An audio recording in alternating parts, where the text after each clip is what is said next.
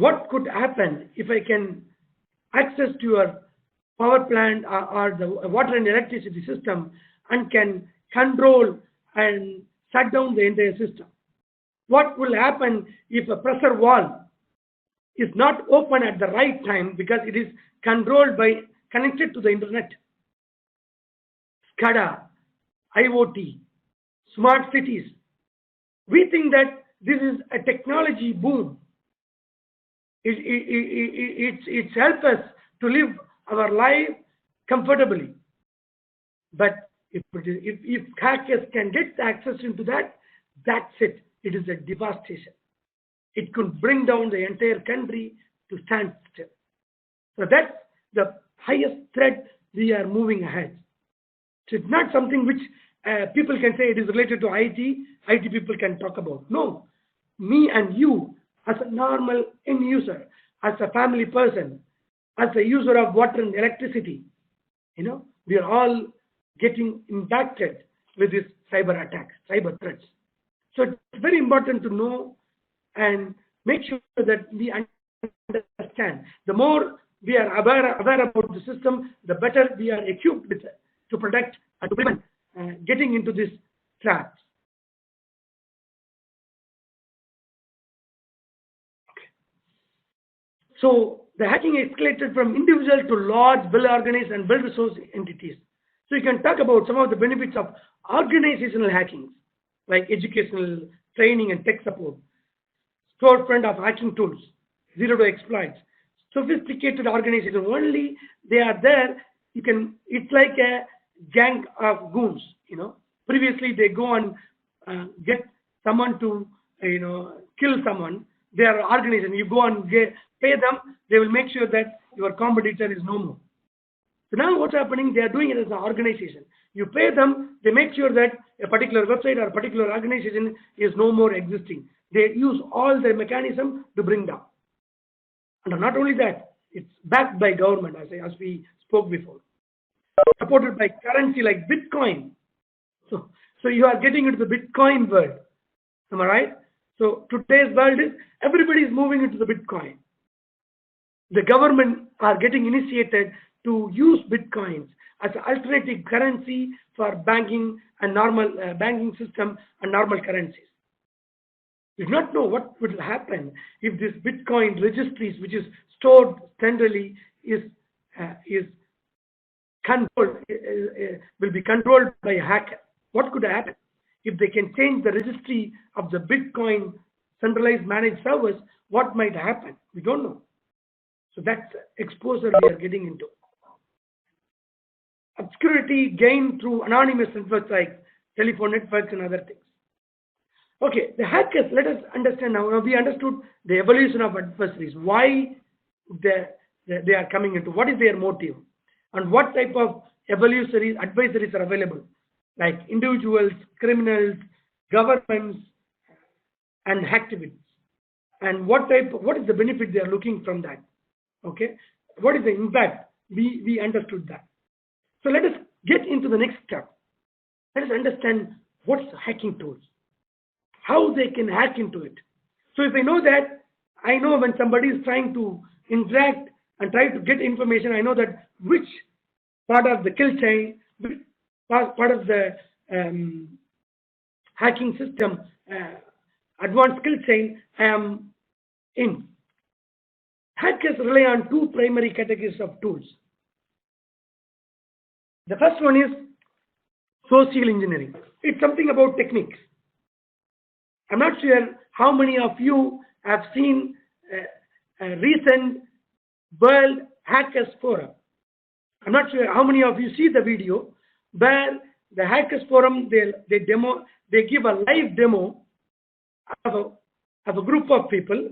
A woman calls into a bank and try to act as if the child is crying and my my account is I could not get it. I have this information. I have a problem. I want to activate, and how they use the social techniques, social engineering techniques to get the information, and then get into the bank account and transfer the money. This they demonstrated live in a recent World Hackers Forum. It's a sample of it. And then they use, this is the technique, it's a social engineering techniques. On the other side, they use tools, something like malware. So these are the main primary tools that hackers use it, which is a technique, which is social engineering. The tool is a malware. So what kind of social engineering? They use spoofing. You know, they're trying to where one person a program masquerades successfully as another. I try to act as if I am you. You know, I try to put a mask saying that I am X. So this is spoofing. And then other one is phishing attack. It's not like unlike going for phishing. The hacker attempts to acquire sensitive user information. Okay, such as your username, password, account data, for malicious reasons.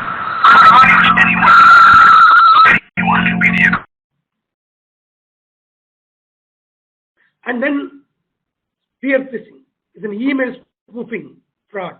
We might have seen a lot of emails coming into our office email, and it's part of the spam. And then water hole attacks. Okay, it targets specific groups, organizations, and companies to indirectly infect a group's network machines. It's kind of a continuous attack. So these are the techniques, and they also use phone calls and impersonation. This is what they have used in the hackers forum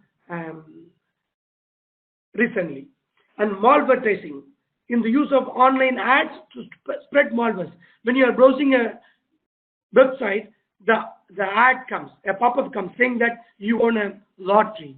You please access. You have a 50% discount for Etihad Airlines or Emirates Airlines. You think, okay, that's a coupon I am going to get, and I can use it for my next flight. But unfortunately, you do not know that your bank account is hacked and you will be in the street. So these are the tools the hackers use to make sure that they can gain. They prompt you to give information. They prompt you to click a particular advertisement so that they can track you, get your information. Then social media links like WhatsApp, Facebooks. I know what your information means. How many of you can guarantee that you have not shared your personal photo in your Facebook, your children photo, your family photo, and where you are? I am traveling. I am in the flight. I am traveling. I left from Sri Lanka to Dubai, Sri Lanka to US. I am traveling from Dubai to Kuwait. All these informations are available in your social media. So I know if I want to attack, I know when you are landing, I can make sure that people are ready to attack. If I cannot attack you in a country like UAE, I know that when you are traveling to Indonesia, you are traveling to Maldives, I know that I can get your information. I can hack into it because the security infrastructure is weak there in the particular country. So we voluntarily provide such a personal information through social media. We never know that what is the impact of that sharing such information. So this is part of social engineering. So let us talk about malware. What is malware? Malware is a category of malicious code. It's a program that includes a virus, worm, or Trojan. So anything you talk about virus or worms or Trojans, all are called malware. It is a code at the end of the day. So malware is the primary tool for hackers when using social engineering techniques to gain access to a system or networks. Okay. So the malware are not unlike how a human body becomes infected and how the immune system reacts. No. So the malware affects, let us say, known viruses. You can use using antivirus programs. Am I right? There are also unknown viruses. Yes, I have antivirus in my PC or in my mobile, in my laptop. But what about unknown viruses? They are not yet released. Your antivirus programs does not have a code to catch a particular pattern, particular new virus. So that's a big danger now. So the combination, so they use known and unknown attacks, viruses. So these are the malwares which is generally used. So hackers tools old but not dead. How many of you using Windows 7? Just go and check your operating system. Because you don't want to upgrade with the Microsoft because you have to pay amount. Maybe you are using still Windows 7, Windows XP. God's sake, please update. Okay. So those systems have thousands of, patches. What about the old version? You don't want to update in your mobile. If you go, how many of you using app, Google App Store from Apple and Google Play? You open your App Store, and today I am sure you may have minimum 5 to 10 programs on your mobile saying that it needs an update. It's old version. Your Apple is running on an old version 8. Maybe they have released 10. But you don't want to update because you think if by updating that system I need to buy a new mobile, or maybe my system will become slow. But you don't know that using such unpatched and old systems, old version of operating system, you are more exposed because Apple, Google, Microsoft does not care, the vulnerability on the old system. So you are an easy prey for a hacker. So we need to make sure that we are getting updated. We are always updating our programs and operating systems. What about our antivirus, anti-malware signature? Not up to date. Am I right? And also, you have a partnership. Many people share a particular system. Okay. Many do not spend enough on security, but still you have network access. So these are the things which hackers use. So let us talk about threat timelines.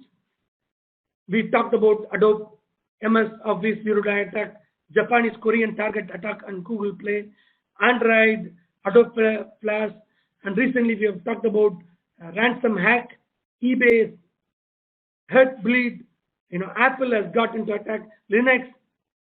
What's in 2017 and 18 you can think about? There are so many attacks recently happened. Facebook is one such example. Am I right? Facebook is one such example where they could steal the personal identity. Other scam, other site is getting exposed. People are able to steal information. US